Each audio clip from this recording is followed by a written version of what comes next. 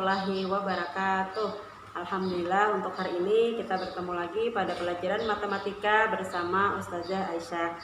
Bagaimana kabar Nanda semuanya di rumah pada hari ini?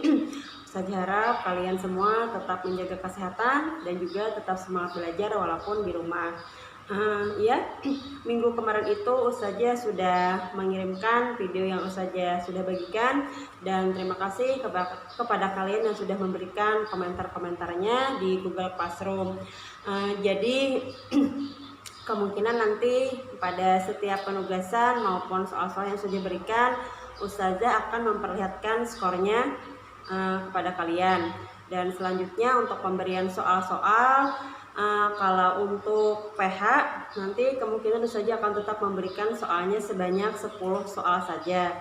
Dan untuk nanti soal di PTS maupun di PAS, Ustazah akan memberikan sebanyak 20 soal khusus untuk pelajaran matematika. Dan penugasan di setiap minggunya nanti Ustazah hanya maksimal memberikan paling banyak itu ada 5 soal saja untuk penugasan di setiap minggunya. Baiklah, untuk pelajaran hari ini mari kita mulai bersama-sama dengan mengucapkan basmalah. Bismillahirrahmanirrahim. Selanjutnya untuk materi hari ini adalah kita akan belajar tentang penjumlahan berbagai bentuk pecahan. Selanjutnya silakan simak penjelasan Ustazah berikut. Untuk materi hari ini kita akan belajar tentang penjumlahan berbagai bentuk pecahan. Ustazah di sini langsung saja memberikan contohnya. Yang pertama misalnya ada 75% ditambah 1/5. Jadi pecahannya ada dua macam. Yang satu berbentuk persen dan yang satunya adalah pecahan biasa. Untuk di sini karena ada satunya persen, satu pecahan biasa, itu lebih mudahnya yang masih berupa pecahan biasa bisa kita rubah juga menjadi persen supaya nanti bentuknya sama. Di sini berartilah penyelesaiannya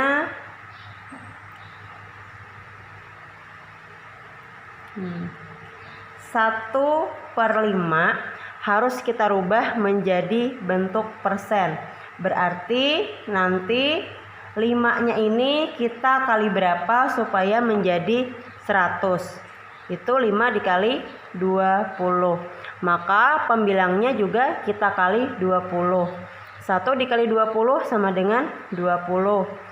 Setelah 20/100 maka itu artinya 20%. Nah, sampai di sini berarti sudah sama bentuk persen, baru kita tulis di sini. Maka artinya di sini 75% ditambah 20%. Jadi 1/5 tadi sudah berubah menjadi 20%. Ini tadi ya caranya. Ini juga sudah ada di materi sebelumnya, sudah dijelaskan merubah berbagai bentuk pecahan. Setelah sampai di sini, langsung kita jumlahkan. 75 ditambah 20 itu sama dengan 95%. Di sini masih berupa persen, sedangkan pilihan gandanya itu adalah pecahan biasa. Berarti kita rubah dulu menjadi pecahan biasa. Persen itu artinya per 100. Berarti 95% adalah 95/100. Sampai di sini harus kita sederhanakan lagi. 95 bisa dibagi berapa? 100 bisa dibagi berapa? Nah, 95 bisa kita bagi 5, 100 bisa kita bagi 5 juga. 100 dibagi 5 itu 20, 95 dibagi 5 itu adalah 19. Sampai di sini ada jawabannya? Oh, ada. Ternyata jawabannya adalah B. Ya. Jadi hasil dari penjumlahan 75% tambah 1/5 adalah 19/20. Nah, itu contoh yang pertama. Nah, silahkan ya nanti kalian catat di buku tulis untuk contohnya. Nah, berikutnya saya berikan lagi contoh yang kedua.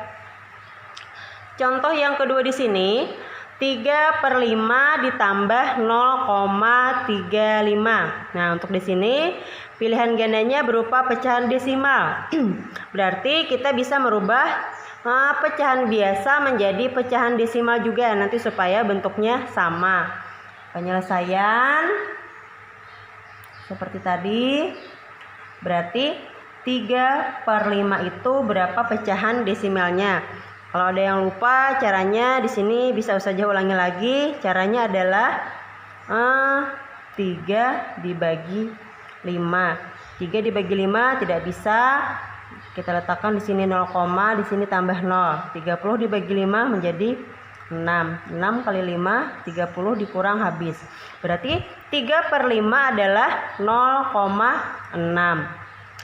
Sampai di sini baru kita tambahkan di sini. 3/5 sudah berubah menjadi 0,6 tambah 0,35. 0,6 penjumlahan pecahan desimal, masih ingat kita harus sejajarkan komanya. Komanya harus rata. 0,35. Tinggal kita jumlahkan. 5 tidak ada temannya, langsung turun 5. 6 tambah 3 9, 0 tambah 00. 0,95. Jawabannya ada? Iya, jawabannya adalah D. Yaitu untuk contoh yang kedua. Perhatikan ya, ini langkahnya, pecahannya ini kita rubah menjadi desimal sehingga kedua-duanya sudah menjadi desimal. Hasilnya 0,95.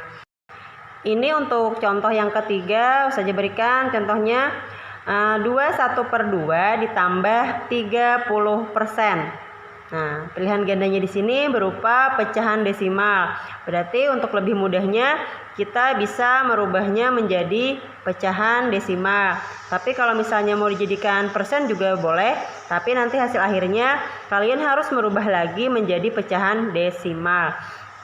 Oke, langsung saja untuk pecahan desimal dari 21/2. Nah, langkah yang pertama seperti yang sudah Ustazah ajarkan di minggu-minggu kemarin, itu bisa kita rubah dulu menjadi pecahan biasa. Pecahan biasanya adalah caranya penyebutnya tetap 2. Untuk di atasnya 2 dikali 2, 4 tambah 1, 5. 5/2. Kemudian bisa kita rubah menjadi pecahan desimal. Caranya kita bagi 5 dibagi 2. 5 dibagi 2 itu adalah bisa 2. Kemudian 2 dikali 2 adalah 4. Kita kurangkan 5 dikurang 4 berapa? 1. Kemudian 1 dibagi 2 tidak bisa. Bisa kita tambahkan 0. Kemudian di atasnya kita letakkan koma. Setelah itu baru kita bagi 10 dibagi 2 itu hasilnya berapa? Iya, 5. 5 dikali 2, 10, sisanya 0. Nah, berarti pecahan desimal dari 21/2 itu adalah 2,5. Setelah itu yang persen, yang 30% itu desimalnya adalah bisa kita langsung tulis, berarti 0,30. Pokoknya persen itu berapa dia persen, berarti langsung aja 0, itu, kecuali dia persennya lebih dari 100%. Karena 0,30 ada angka 0 di belakang koma, maka boleh kita tulis menjadi 0,3 saja. Setelah kedua-duanya sudah menjadi pecahan desimal, baru kita tulis di sini. 21/2 adalah 2,5 ditambah 30%, dia adalah 0,3. Baru kita jumlahkan 2,5 ditambah 0,3. Jangan lupa ya, sejajarkan komanya. 5 ditambah 3 adalah 8. 2 tambah 0, 2. Berarti hasilnya adalah 0, hasilnya adalah 2,8. Pilihan gandanya ada? Ya, ini adalah C. Ya, demikian tadi untuk penjumlahan berbagai bentuk pecahan. Jadi yang enaknya itu, yang mudahnya itu kalian bisa merubahnya sesuai dengan pilihan gandanya. Kalau misalnya dirubah jadi desimal dulu atau jadikan persen dulu, terserah kalian. Yang penting nanti hasilnya itu menyesuaikan dengan pilihan jawaban yang ada di pilihan gandanya. Mungkin sampai di situ saja. Semoga bisa paham ya. Demikian tadi materi kita hari ini tentang penjumlahan berbagai bentuk pecahan. Selanjutnya nanti silahkan kerjakan soal-soal yang sudah Ustazah bagikan melalui Google Classroom. Jangan lupa nanti jika ada hal-hal yang masih kurang jelas atau masih kurang dimengerti, silahkan nanti tanyakan langsung dengan Ustazah.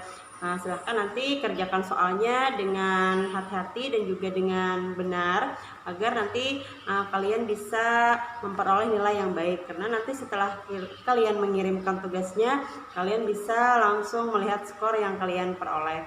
Baiklah, kita akhiri dulu pelajaran kita hari ini dengan bersama-sama mengucapkan hamdalah, alhamdulillahirabbil alamin. Sekian dulu pelajaran dari Ustazah untuk hari ini. Salah hilap mohon maaf. Wassalamualaikum warahmatullahi wabarakatuh.